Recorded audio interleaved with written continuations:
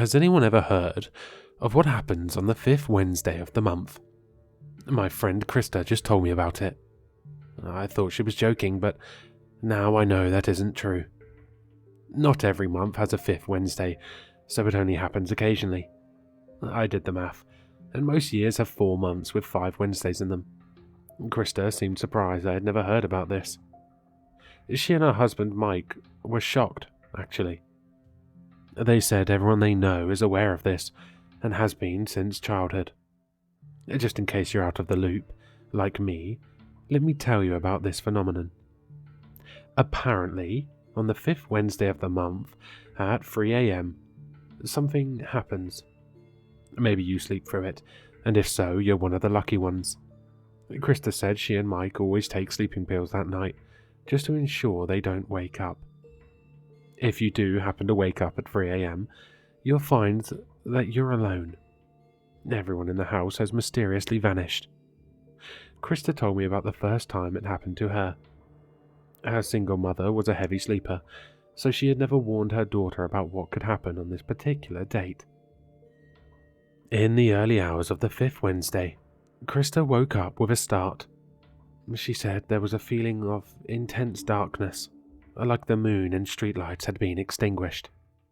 She flicked on her bedside light and saw that her sister's bed on the other side of the room was empty. The blankets were tucked in neatly, like no one had slept there at all that night.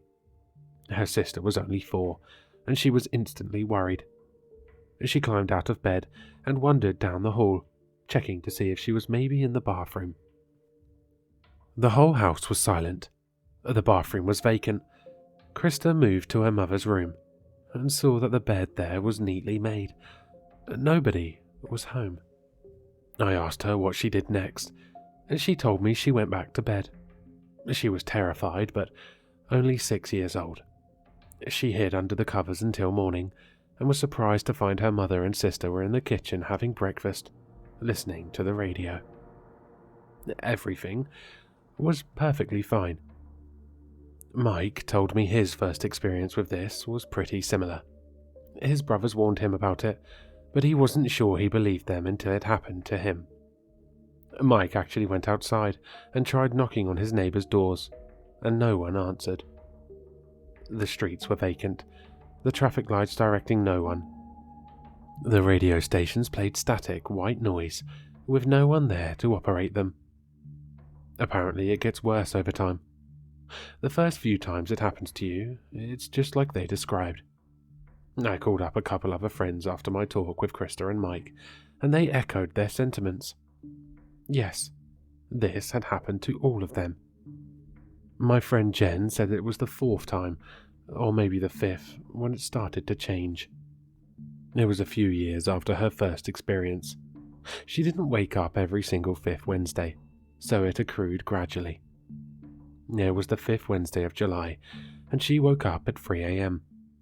Panic immediately set in, and she tried her best to fall back asleep. The quiet was so thick, it was palpable. As she laid in her completely silent house, something interrupted. A knock came on the door. Jen told me she had been warned about this. Numerous older relatives and friends begged her to figure out some way to stay asleep after the first few times. Sure, it was spooky to be all alone in your house, all alone in the world for a night, but things were going to get much worse. She didn't want to answer the door. The noise was absolutely shocking. Not even her dog was around on previous 5th Wednesdays. All the birds in the trees usually vanished. The fact that a knock could come out of that intense solitude was wrong. Jen is a brave woman, never one to back down from a challenge. She told me that she was shaking that night, but she grabbed a softball bat and walked to the door. She opened it a crack, looking out on the dark, empty street. That was it. She went back to bed, fell asleep, and things resumed normally the next morning. Mike and Krista shared similar stories. They were each a bit older when things escalated to this stage, but they had both gone through similar phantom knocks on their door after a few times of this happening. The 3 people I talked to told me that once they got to that point, Their parents, or in Krista's case, her aunt, stepped in to make sure they never woke up on a fifth Wednesday again. The knock from no one is the last time it's relatively safe, apparently. I asked Krista if you can stay up all night to avoid this from happening. She said maybe. Some people she knows have tried, and it seems to negate it. The problem is that it chips away at their sanity over time. You can only do it every so often, otherwise it will break you down. Mike agreed. Everyone he knows who has attempted this method are struggling severely in pretty much every area of life the more they keep it up. All the other anecdotes come from people they know, friends of friends. See, most everyone is aware of this phenomena, so they know to take their sleeping pills, drink some wine, or skip sleep the nights leading up to it so they pass out for the night of the fifth Wednesday. Everybody knows. For those who tempt fate, or those who mess up in some way, the next fifth Wednesday, after the one where the knock came, is critical. The knock comes again on this one, but this time someone is at the door. The person at the door looks just like you. They share your physical appearance, down to the last detail, the smallest freckles and the tiniest scars. They have your mannerisms, your physical strength, and are in exactly the same condition as you in that moment. I guess a friend of Krista's who got to this point had a broken leg during that particular fifth Wednesday, and so did the identical person who knocked on the door. You have a choice whether to let them in or not. They don't force their way in. They stand there and wait while you make your decision. If you close the door on them, then it just keeps happening every fifth Wednesday that you wake up. They will come back, again and again, waiting for you to make your choice. If you decide to let them come in, they pass by you without saying a word, and then settle into your bed. Then they fall asleep. Krista told me this is just legend. Nobody she knows has done this. They keep closing the door. If you get to the point where your doppelganger shows up, then you know better than to wake up at 3 a.m. on a fifth Wednesday. You manage that.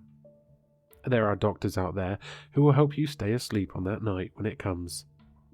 If something goes majorly wrong and you do awaken, then you close the door on them. Sure, people who are brave like Jen might answer the door, but who in their right mind would get out of bed and open the door if they knew there was someone who looked just like them waiting there?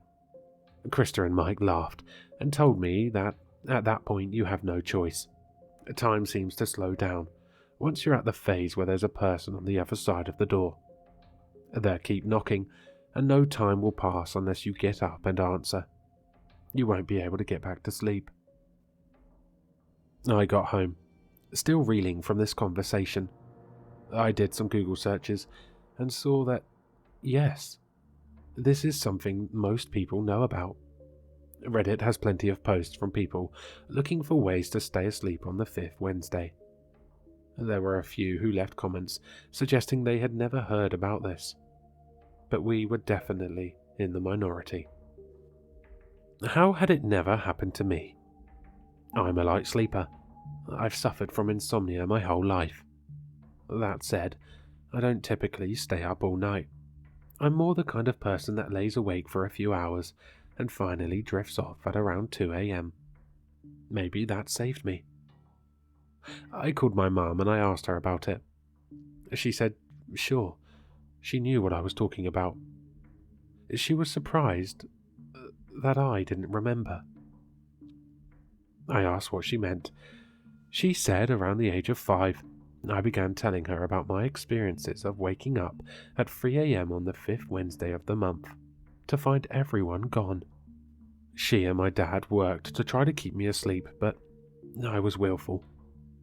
I would pretend to take my cough syrup and then dump it in the sink when they turned away. I'd lie and pretend to fall asleep so they would leave me alone. My mum would try to stay up all night to protect me, but eventually this started to wear on her, and she had no choice but to stop. A few months later, I told them about the knock on the door. No one came to call. My mum said it was the strangest thing. She and my dad told me that the next time this happened, I needed to close the door in the face of whoever was waiting. She even consulted a child psychiatrist. He met with me several times and worked with me to get me to close the door in the face of the identical version of me, if and when it happened. The next fifth Wednesday came, but not until the next school year. My parents and my psychiatrist coached me to close the door, to go back to my room when I saw the person on the threshold. I went to bed, and they all felt confident that I would do the right thing. My mum said I was cheerful the next morning, and she asked me why. That's when I told her I was happy because the door opened for me, and I had walked through it. I don't remember any of that. Come to think of it, my first memory isn't until later that year.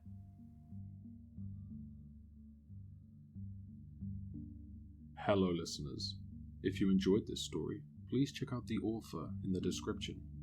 For more content, leave a like, comment, and subscribe for more sinister readings.